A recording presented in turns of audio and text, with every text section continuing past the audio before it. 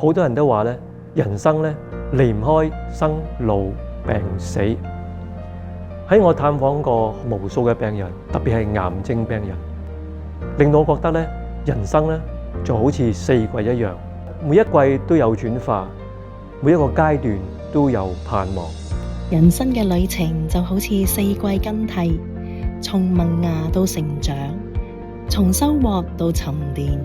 每一個嘅階段都蘊藏着獨特嘅美同埋智慧。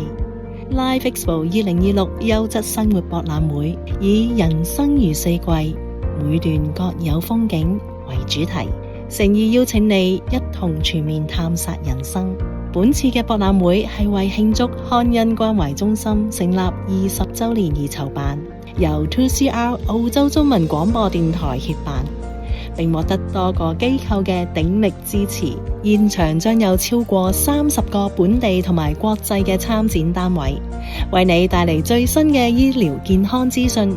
長者照顧與臨終關懷支援，以及最新嘅智慧家居產品，教導你如何提升生活嘅品質。